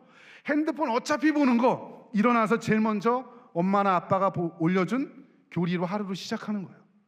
그리고 저렇게 뒤에 아멘 아멘 아멘 달아놓는 거예요. 저희 집에 애가 셋이고 아내는 한 명밖에 없는데 한 명밖에 없습니다. 저는 한 명 모시고 사는 것도 너무 힘들어요. 이 중에 제일 아멘을 잘 안 하는 분이 딱 한 분 계세요. 어떻게 할 수 없는 분. 그분 이외에 나머지는 애들이요 다 그냥 아멘 아멘 해요. 저희 가정은 이미 하이델베르그 문답 소위르 문답 끝났고요. 하이델베르그 문답까지 다 끝났습니다. 제가 이제 지금 안식년 끝나고 나면 8월 말 9월 초에 다시 복직하는데 이때 뭐 할 거냐 하면 우리 교단에서 나온 세례 문답집 있죠. 세례 문답집도 되게 중요한 교리적인 의미가 있거든요. 이걸 가지고 매일 하나씩 할 겁니다. 여러분도 해보세요. 여러분 한국 교회가 제일 못하는 교육 중에 하나가 세례 교육이야. 애들 세례 어른도 마찬가지인데 세례 앞두고 한 주 두 주 그냥 앞에서 교육시키고 그냥 세례 줘요. 여러분 왜 학습을 주고서 세례 받을 때까지 6개월을 두는지 아십니까? 교단적으로도 보면 헌법에 왜 6개월을 둘까요? 학습 받고 세례 받을 때까지 뭐 하라고? 교육하라고. 근데 우리 교육 안 해요. 근데 여러분 이런 방식으로 부모가 자녀에게 매일 이렇게 하나씩이라도 해서 올려주면 세례 교육 따로 안 해도 돼요. 가정 예배가 어려우면 부모가 이렇게도 해보십시오. 매일 어렵잖아요. 일주일에 2개만 해보십시오. 나는 화요일하고 금요일 날은 무조건 하겠다. 화요일 날 엄마가 했으면 금요일 날은 아빠가 하고 그 다음 주 화요일 날은 또 엄마가 하고 이런 식으로 해서 1번, 2번, 3번 쭉 하다 보면요 여러분 하나씩 하면 나도 은혜 받고 우리 가족도 은혜 받아요. 이렇게라도 할 수 있어요.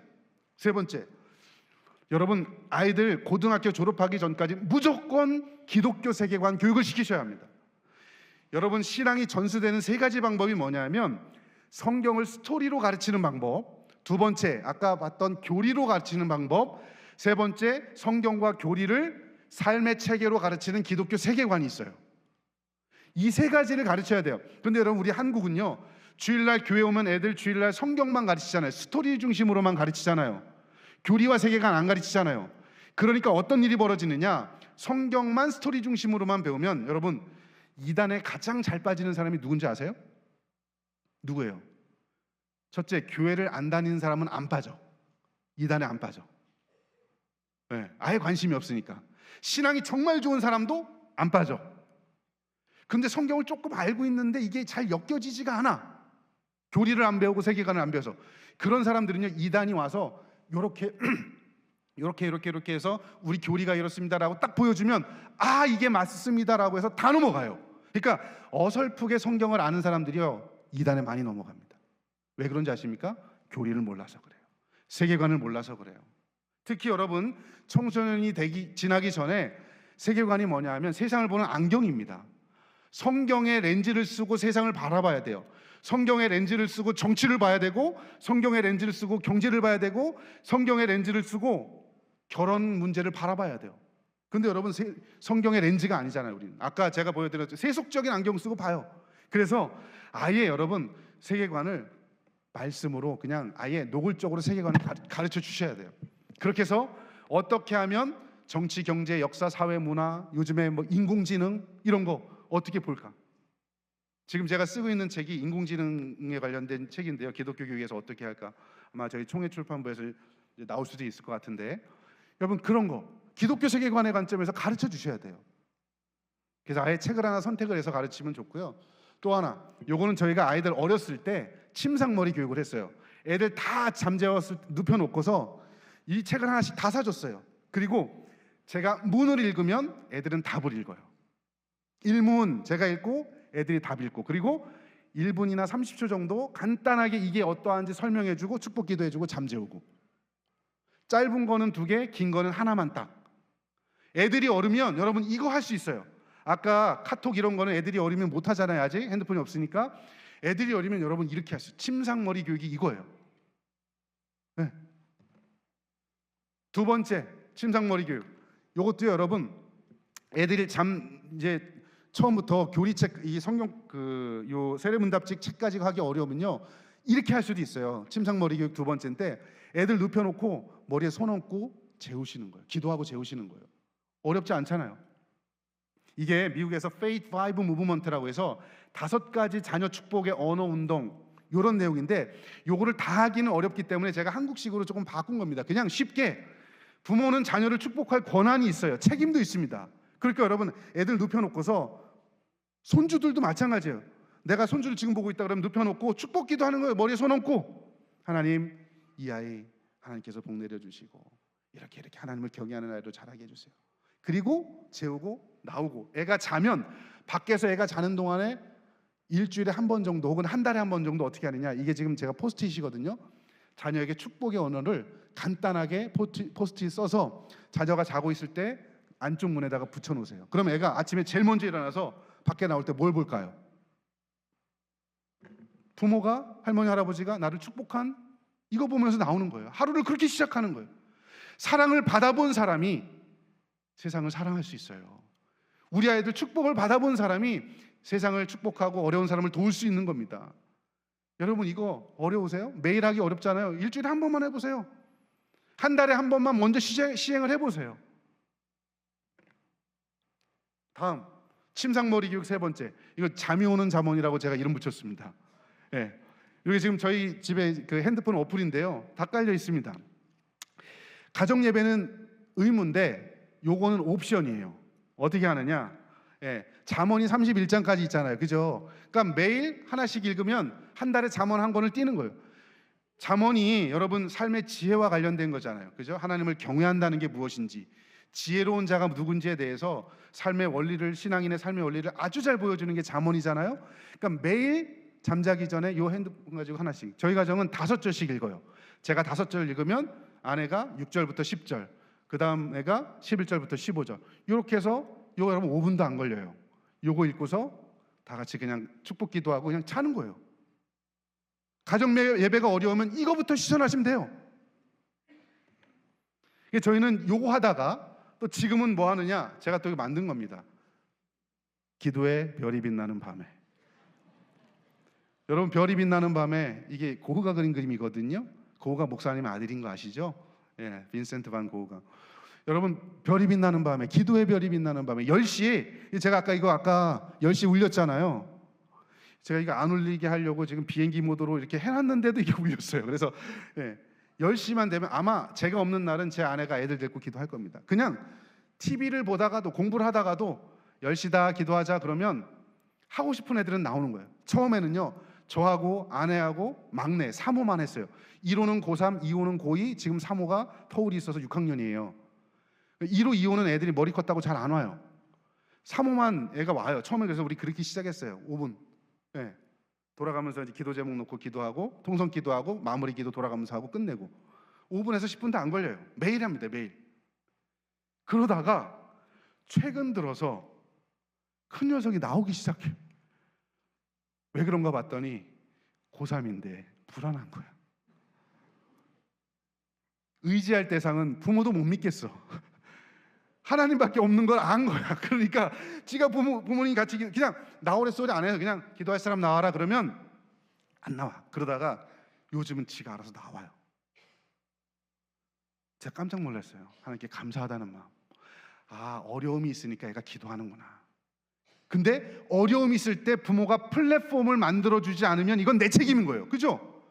기도하는 플랫폼을 만들어주지 않으면 애가 힘들고 어려울 때 뭔가를 찾아야 되는데 없어. 그럼 이건 부모 책임이야. 그런데 부모가 다 만들어놨어. 근데 얘가 안 왔어. 그럼 이건 지 책임인 거지. 물론 지 책임도 부모 책임이지만 어쨌든 여러분, 그래서 성경 읽고 큐티하고 뭐 이거 어려우면 이거라도 하십시오. 이거라도. 애들이 없으면 부부끼리라도 기도를 시작하세요. 그러면 별이 빛납니다. 정말이에요. 밥상머리 교육 지금은 하지 않지만 애들 어렸을 때 요거 내비게이터에서 나오는 이 성경 구절 암송하는 거 가지고 하나씩 사서 다 사줬어요. 그리고 야, 우리 일주일에 하나만 암송하자. A-1번. 그리고 매주 수요일 저녁 먹기 전에 우리 한 주일 동안 외운 거 다 같이 암송하고 기도하고 밥 먹자. 여러분 일주일 동안 그냥 성경 암송 카드 하나 주고서 자기 삶의 처소에서 그냥 걸어 놓든지 뭐 저는 차 안에 넣든지 해서 이거를 그냥 보면서 외우는 거예요. 일주일에 하나만 하자. 그리고 저희는 수요일 날 저녁 먹기 직전에 수요일 날 저녁 식사 직전에 우리 다 같이 암송하고 기도하고 먹자. 일주일에 하나만 해보세요. 저도 사역을 뭐 담임 목사는 안 해봤지만 현장에서 한 20년 넘게 사역을 해봤는데요.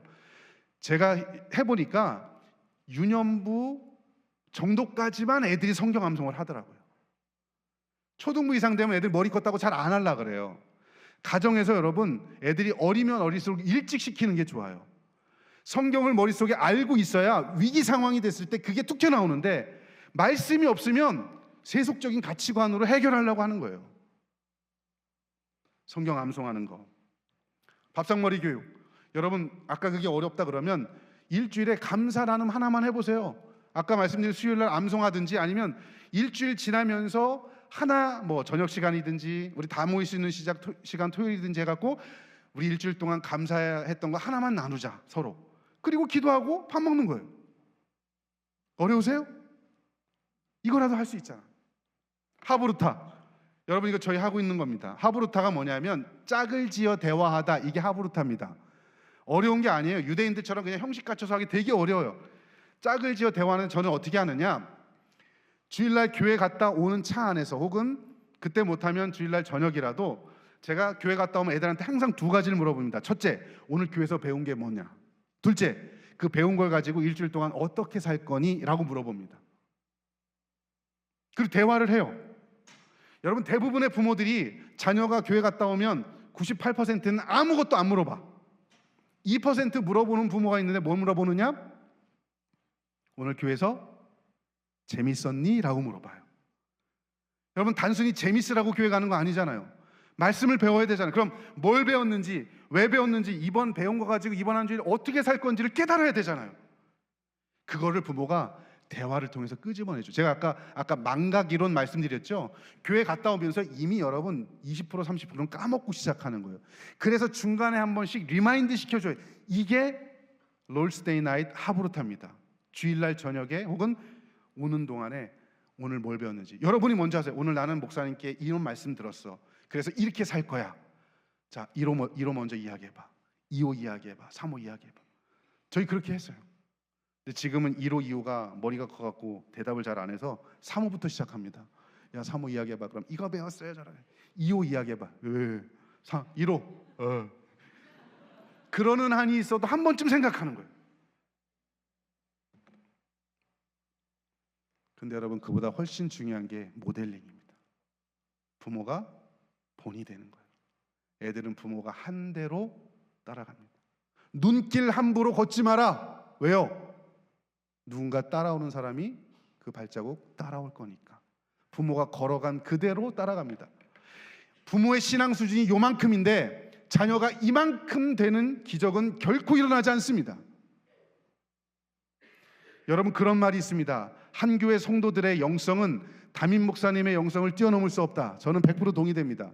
여러분들 중에 담임 목사님보다 영성 좋은 사람 아무도 없어요. 부모도 똑같습니다. 자녀들의 영성은 부모의 영성을 뛰어넘을 수 없어요. 그 말은 뭘까요? 부모가 본을 통해서 제대로 보여줘야 자녀가 제대로 성장한다는 거예요. 여러분 하나님의 말씀 제 마지막 그림입니다. 부모의 역할이 뭘까? 여러분 이게 반부가 그린 그림입니다. 그림의 제목이 뭔지 아십니까? 첫걸음이라는 제목입니다. 빈센트 반 고가 제가 아까 목사님 앞에 얘기했죠. 여러분 아마 이게 제 그림을 보니까 이런 것 같아요. 뭐냐면 아빠는 지금 앞에서 일을 하고 있고 엄마는 방에서 아이를 보다가 애가 걷는 모습을 보면서 아빠한테 좀 보여주자 해서 애를 데리고 나온 거예요. 이 제목이 첫걸음입니다. 그죠? 자, 첫걸음을 걷는 이 아이는요 얼마나 두려워요. 너 첫걸음 걸을 때 힘들었지? 기억나나? 여러분 넘어질까? 여기 돌밭인데 얼마나 두려워요. 그림을 잘 보십시오. 엄마 역할이 뭡니까? 엄마 역할은 옆에서 걱정하지 마. 엄마가 옆에 있어. 넘어져도 엄마가 인기수를 줄 거야. 엄마 항상 네 옆에 있을 거야. 걱정하지 마. 네가 쓰러져도 하나님이 너와 함께 하실 거야. 오빠가 너에게 기도하고 있어. 내가 매일같이 널 위해 눈물을 흘려 기도하고 있어. 신앙 영적인 정서적인 지지를 해주는 사람이 엄마의 역할입니다. 아빠는 뭐 하고 있습니까? 야, 딴 데로 가면 안 돼. 아빠 있는 데로 와야 돼. 아빠 여기 있어. 저쪽으로 가면 안 돼. 하나님을 경외하는 게 인생의 우선순위야. 세상으로 가면 안 돼. 하나님 말씀 목숨 걸고 지켜야 돼. 여기로 와야 돼. 기준을 보여주는 게 아빠 역할입니다. 여러분, 그래서 자녀 신앙교육은 엄마와 아빠가 함께합니다. 만약에 아빠가 신앙교육을 제대로 못한다, 엄마가 이 역할까지 해주셔야 돼요. 힘들지만 영적인 지지도 해주셔야 돼요. 성경적인 기준도 보여주셔야 됩니다. 여러분, 이렇게 해도 자녀가 신앙 안에서 잘할까 말까요? 근데 여러분, 아무것도 안 한다? 여러분, 그런 기적, 그렇게 했는데도 신앙이 잘 된다? 그런 기적 바라지 마시고, 오늘 제가 보여드렸던 이 10가지 11가지 중에 감동되시는 대로, 아, 이번 주부터 우리 집은 이거라도 하나라도 해보자. 우리 손주들 내가 이거라도 한번 해봐야 되겠다. 주중에 주일날 저녁에 무조건 전화해서, 할머니는 이번 주에 목사님께 이런 말씀 들었는데 우리 손주는 무슨 말씀 들었어? 꼭 한 번이라도 전화해보자. 여러분, 우리 아이들 믿음으로 기준 세워주고 믿음으로 양육하는 저와 여러분 될 수 있길 주의 이름으로 축원합니다. 이 시간 우리 한번 기도했으면 좋겠습니다. 여러분, 말씀 이 강의 생각하면서, 하나님, 제가 엄마입니다. 아빠입니다. 제가 할머니입니다. 할아버지입니다. 주님, 제가 이렇게 건강한 신앙을 가지고 이 자리에 있었던 건 누가 날 위해 기도하고 신앙을 가르쳐줬기 때문에 내가 이 자리에 있는 것처럼 나도 내 자녀에게 그런 부모 되게 도와주시옵소서. 나도 이제는 목숨 걸고 그 어떤 것, 직장 다니는 것 중요하고 돈 버는 것 중요하지만 그것보다 더 중요한 게 내 자녀에게 신앙을 유산으로 물려주는 것, 내 손주에게 내가 그렇게 목숨 걸고 지켰던 십자가의 복음을 증거하는 것. 하나님, 나 그런 할머니 되게 도와주시고 그런 할아버지 될 수 있도록 주님 도와주시옵소서. 이 시간에 우리 한번 다 같이 주여 한번 부르고 동성으로 한번 같이 기도하겠습니다. 기도합니다. 주여, 하나님 아버지, 은혜를 감사합니다. 오늘 저희들에게 주신 하나님의 귀한 말씀을 생각해 봅니다. 아버지 하나님, 저희들에게 하나님께서 주신 귀한 은혜의 말씀이 여기 있습니다. 아버지 하나님, 저를 하나님의 말씀을 가르치는 교사로 세워주셨고 저를 하나님의 말씀을 가르치는 부모로 세워주셨습니다. 아버지 하나님, 정말 내 자녀를 위해서 이제는 뒷짐지고 서 있는 사람 되지 않게 도와주시고 하나님의 말씀을 끊임없이 가르치면서 자녀가 믿음 안에서 온전히 성장하도록 기도하는 저희들 될 수 있도록 주여 인도하여 주시옵소서. 내가 엄마입니다. 내가 아빠입니다. 신앙의 기준을 세워줄 수 있도록 도와주시고, 아버지 하나님, 자녀들의 영혼을 위해서 아버지 하나님 정말 지지하며 그 아이들을 위해서 기도하는 부모가 될 수 있도록 주여 도와주시옵소서. 오늘 내가 되었던 것 하나라도 실천하는 부모가 될 수 있도록 인도하여 주시옵소서.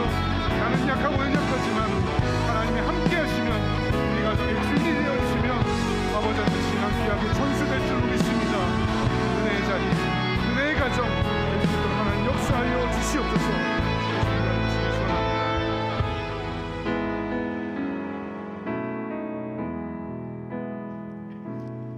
시간이 많이 등자리 다 일어서시어서 찬양하십시다. 세대에서 세대에게 그리스도, 예수 그리스도 찬양하며 나아가십시다. 예수 그리스도, 측량 못할 사랑,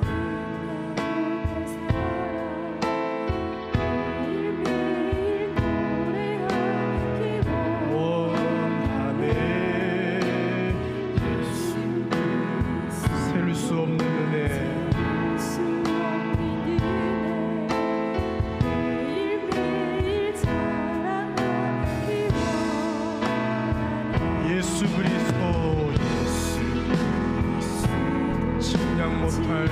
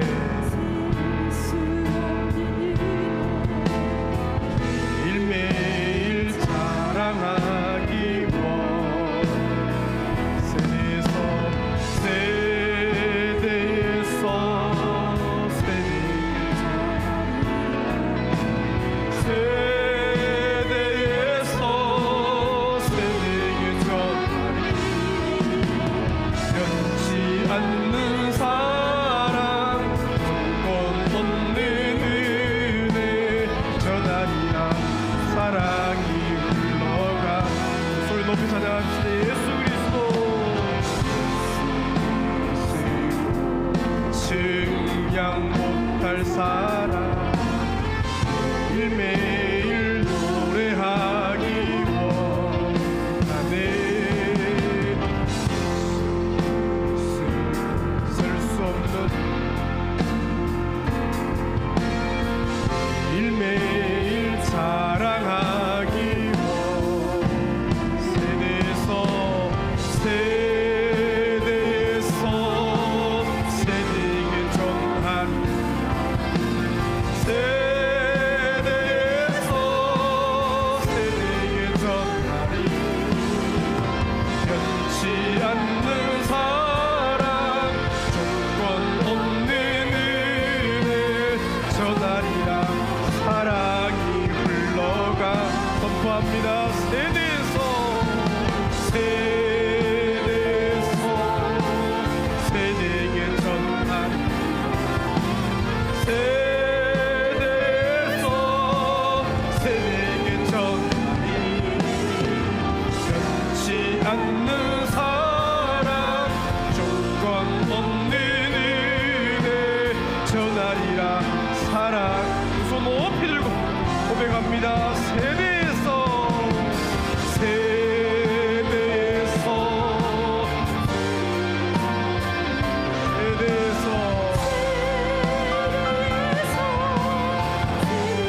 전하리. 변치 않는 사랑 조건 없는 전하리라. 사랑이 전하리라. 믿음이 흘러가네. 전하리라. 믿음이 흘러가네. 주신 말씀 붙들고 주신 오늘 귀한 말씀 붙들고 주여 한번 부르짖고 3, 4분 동성을 기도하며 나아갑니다. 주여 하나님 아버지, 오늘 평생에 보게 되는 귀한 말씀 주시니 너무너무 감사합니다. 아버지, 오늘 말씀이 아버지 놀란 은혜의 말씀, 회복의 말씀, 치료의 말씀 되는 것 믿습니다. 아버지, 오늘 말씀이 열매 맺게 하여 주옵소서. 가정에 우리 자녀들에게 열매를 맺게 하여 주옵소서. 부모들에게 열매 맺게 하여 주옵소서. 교사들에게 열매 맺게 하여 주옵소서. 우리 청년들에게 열매 맺게 하여 주시고 청소년들에게 열매 맺게 하여 주시고 아버지, 유년부 초등부 소년부 아이들에게 열매 맺게 하여 주옵소서. 영아 유아 유치부 아이들에게 이 말씀이 열매 맺게 하여 주옵소서. 가정에 열매 맺게 하여 주옵소서. 우리를 부모로 부르셨고 우리를 조부모로 부르셨는데 주여 세대에서 세대로 권시 없는 믿음을 전수하기를 원하오니 은혜를 다하여 주옵소서. 아버지, 더 건강한 교회가 되기를 원합니다. 더 건강한 가정들이 되기를 원합니다. 하늘에서 내 주여 아버지 주 앞에 세워지기를 원합니다. 아버지, 우리 이 앉아있는 손들을 주의 손에 올려드립니다. 주여 역사하여 주옵소서. 부모롭고 꼭 해야 할 실천해야 할 사항들을 주신 도전들을 따라서 순종할 때 열매 있게 하여 주옵소서. 오늘 말씀이 오늘 강의가 세미나가 열매 맺게 하여 주옵소서. 100배 열매 맺게 하여 주시고 가정의 변화가 일어나게 도우시고 부모 세대의 은혜를 다해 주시고 긍휼을 베풀어 주시기를 원합니다. 주여 은혜를 다하여 주옵소서. 주여 긍휼을 베풀어 주시기를 원합니다. 아버지, 우리 다음 세대 미래 세대를 축복합니다. 우리 자녀 손들을 축복합니다. 교회 우리 다음 세대를 축복, 청년들을 축복합니다. 아버지, 우리 청소년들을 축복합니다. 아버지, 은혜를 다하여 주시옵니다. 모습에는 태아들, 영아 유아 유치부 초등 소년부들 중등부 고등부아이들 청년들을 주여 기억하여 주시고 은혜를 다하여 주시옵소서. 성령으로 저들을 사로잡아 주시옵소서. 믿음이 전수되게 하여 주시옵소서. 거짓이 없는 믿음이 전수되게 하여 주시옵소서. 세대에서 세대로 주여 놀란 복이 물들이 떠오르게 하여 주옵소서. 아버지, 은혜를 주실 줄로 믿습니다. 역사하신 가정마다 은혜를 다하여 주옵소서. 가정의 주여 부모들에게 은혜를 주시옵소서. 가정의 아버지들에게 은혜를 주옵소서. 영적인 권위가 회복되게 도우시고 잘 실천하여서 전수할 수 있도록 은혜를 다하여 주시기를 원합니다.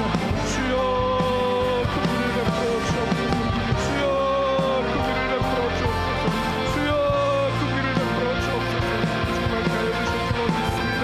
사랑으로 충만하여 주시고 은혜로 충만하여 주옵소서. 교회 청년세대 미래는 한국교회 우리 청년세대 미래세대를 주여 축복하시고 잘 전수되게 하여 주시옵소서. 주님 오시는 그날까지 믿음이 잘 전수되게 하여 주옵소서. 우리의 자녀 손들에게 믿음이 전수되게 하여 주옵소서. 아버지,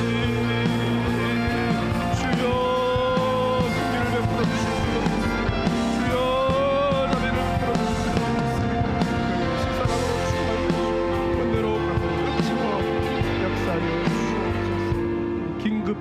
제목 한 가지 기도합니다. 오교구 교회의 우리 정경숙 권사님 남편입니다. 우리 김재현 성도님 계시는데 췌장암 진단받고 수술이 불가해서 주의 은혜를 구합니다. 하나님, 이 기간 동안에 믿음이 아버지 그 마음 중심에 인격적으로 주를 만나게 도우시고, 하나님은 실수하지 않으시는데 선하신 손길을 따라서 가정의 은혜를 다하여 주옵소서. 급속한 치료의 강사를 바라시고 아버지 긍휼을 베풀어 주옵소서. 주여, 우리 권사님에게 힘을 주시고 자녀들에게 은혜를 다하셔서 강건케 역사하여 주옵소서. 우리 사랑하는 귀한 우리 김재현 성도를 위해서 우리 주여 부르짖고 1분 기도하며 나아갑니다. 주여, 아버지 특별히 기도하며 나아갑니다. 은혜를 다하여 주시니 감사합니다. 주여, 우리 귀한 정경숙 권사님 남편 우리 김재현 성도 기억하시고 은혜를 주옵소서. 나간 상기로 인하여서 주의 은혜를 구하고 있사오니 긍휼을 베풀어 주시기를 원합니다. 자비를 베풀어 주시기를 원합니다. 불쌍히 여겨주셔서 주여 은혜를 주옵소서. 치료의 감사를 바라여 주옵소서. 믿음이 주여 회복되게 하여 주옵소서. 인격적으로 주의 손을 만나게 하여 주옵소서. 모든 치료 가정의 은혜를 다하여 주옵소서. 건강케 하여 주옵소서. 온 가족들이 기도하고 있사오니, 집안이 기도하고 있사오니, 권사님이 기도하고 있사오니, 주여 교회 앞에 공회가 기도하고 있사오니 주여 들어주시옵소서. 믿음 주셔서 교회 앞에 주여 기도 제목을 내어놓고 주여 은혜를 구하고 있사오니 긍휼을 베풀어 주옵소서. 이 시간 병실에 찾아가셔서 빛보다 빨리 주여 신방하시고 치료의 강수를 바라시되 주여 전능하신 주의 수여 급속한 치료의 은혜를 다하여 주옵소서. 주여 능력의 손, 치료의 손, 회복의 손, 창조의 손으로 어루만져 주셔서 회복의 역사가 일어나게 은혜를 다하여 주옵소서. 긍휼을 베풀어 주시옵소서. 주여 은혜로 충만하여 주옵소서. 주여 긍휼을 베풀어 주옵소서. 신사랑으로 충만하여 주옵소서. 역사하실 주를 찬양합니다. 영광을 받아 주옵소서. 송축해 찬양하고 제가 마무리 기도합니다. 송축해 내 영혼아. 두 손 높이 듭니다. 믿음으로 선포하십니다. 송축해, 송축해 내 영혼, 내 영혼 거룩하시니 이전에 없었던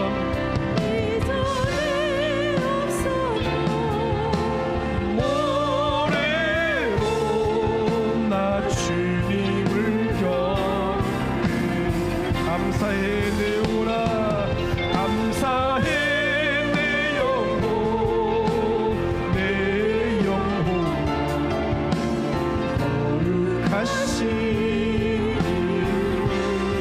이전에 없었던 감사합니다.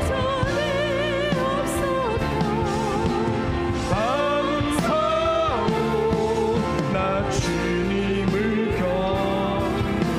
감사해 내 영혼아, 내 영혼, 내 영혼 거룩하시니 이전에 없었던 감사하고 나 주님을 경외. 하나님, 오늘 귀한 목사님, 교수님 통하여서 평생에 복이 될 귀한 말씀 주신 줄로 믿습니다.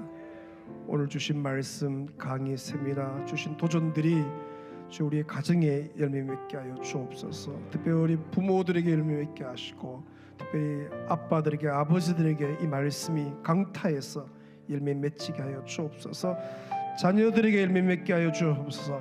우리 교회의 미래 세대, 청년 세대, 다음 세대 청소년들, 주일 학생들, 뱃속에는 태아들, 영아, 유아, 유치원, 초등소년부, 중등부, 고등부, 1청, 2정부에게 열매 맺게 하여 주옵소서. 전수되게 하여 주옵소서. 거짓이 없는 믿음이 잘 전수되게 하여 주옵소서. 우리의 자녀 손들 주님의 손에 올려드렸사오니 전자의 손으로 붙잡아 주시고 주여 은혜를 주옵소서. 이 시간 어디에 있든지 빛보다 빨리 찾아가서 머리에 안수하시고 사랑한다고 말씀하시고 믿음을 전수하여 주옵소서. 내가 너의 하늘 아버지라고 말씀해 주시고 주님의 보이지 않는 선한 손길로 늘 인도하여 주옵소서. 특별히 간절히 간구한 우리 귀한 오교구교회의 우리 정경숙 권사님 남편 김재현 성도 위에 기도합니다. 교회 앞에 기도접을 넣어놓고 기도를 요청하고 있사오니 이 시간 빛보다 빨리 찾아가셔서 환부의 손을 대시되 깨끗한 치료의 강선을 바라여 주옵소서. 주 예수를 인격적으로 만나게 하여 주옵소서. 오늘 밤 잘 때 주여 꿈속에 말씀하여 주시고 주여 내가 예수라 말씀해 주시고 주여 놀라운 구원의 역사가 그 가정에 집안에 가문에 일어나게 하여 주옵소서. 교회는 큰 기쁨 있게 하여 주옵소서. 이렇게 하늘 문이 열리는 금요 기도회에 우리의 미래 세대 청년들이 청소년들이 많이 나와서 기도합니다. 이들을 축복합니다. 주 예수의 처들 가운데 특별한 은혜가 있게 하여 주옵소서. 오늘 밤에 잠이 예배되게 하여 주시고 꿈속에서 주의 얼굴 뵙게 도우시고 내일도 승리하는 걸음들 다 되게 하여 주옵소서. 주일 오후에 귀한 남전도회 연합회에서 귀한 선교대회 가집니다. 매년 선교지에 교회를 세우는 귀한 일을 하고 있사오니 축제의 시간, 선교의 아름다운 은혜의 시간 되게 역사하여 주옵소서. 멀리서 와서 기도하고 또 가까이 와서 기도하고 타교에서 기도하는 성도들 은혜 받아 돌아갑니다. 귀한 교회의 부흥의 주역들로 다 귀하게 쓰임받게 역사하여 주시옵소서. 영광 존귀 아버지께 올려옵고 감사드리오며 예수님의 이름으로 기도 올리옵나이다. 아멘. 주여 부르짖 기도하시다가 자유롭게 돌아갑니다. 주여